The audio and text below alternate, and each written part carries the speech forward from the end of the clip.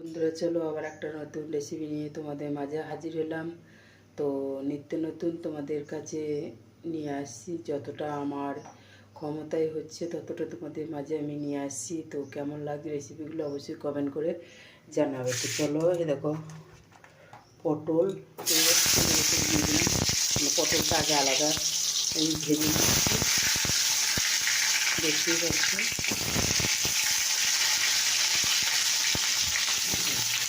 পটলটা আগে আমি ভেজে নিচ্ছি, আর এদিকে টমেটো আলু কাটা আছে, দেখতে পাচ্ছি বন্ধুরা।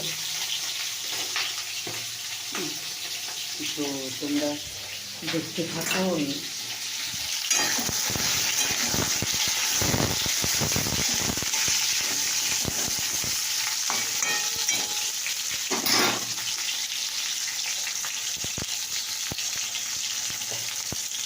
পটলটাকে একটু ভাজতে হবে।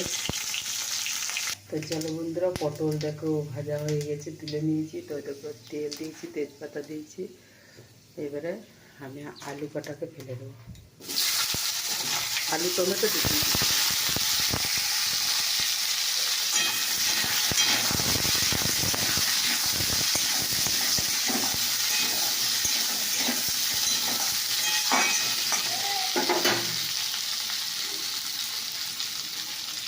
দেখো আদা আদা আছে অল্প, অল্প আদা দিই।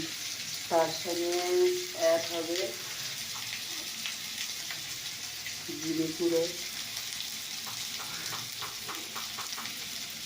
হলুদ গুঁড়ো, নুনটা এর সঙ্গে দিয়ে দিলাম, আর ঝালটা এর সঙ্গে দিয়ে দিলাম। তো তোমরা দেখতে থাকো। তো দেখো আমি একটু জল এখানে মিশিয়ে দিয়েছি রান্নার সময়। তো এবার আমি এখানে রান্নাটা দিয়ে নাড়তে লাগবো।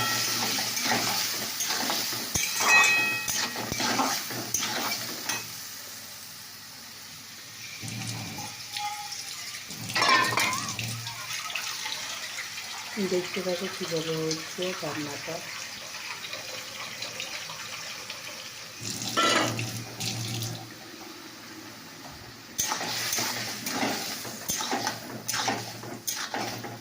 তো হচ্ছে দেখো পটলটার সঙ্গে দিয়ে দেবেন, সাদা তুলে পটলটা পটল একখানে মশলা দিয়ে আমি করছি। মশলাটা কী দিলাম, অল্প সামান্য, অল্প তরকারি বলে সামান্য অল্প আদা দিয়েছি, একটু সামান্য জিরে গুঁড়ো, একটু সামান্য লঙ্কা গুঁড়ো, আর হলুদ আর নুন দিয়ে রেখেছি। তো দেখো মশলাটা হয়ে গেছে। তো এবার আমি জল দিয়ে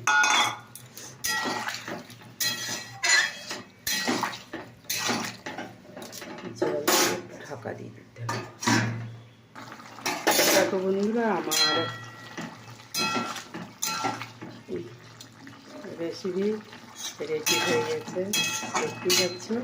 তো তোমাদের কেমন লাগলো অবশ্যই কমেন্ট করে জানাবে।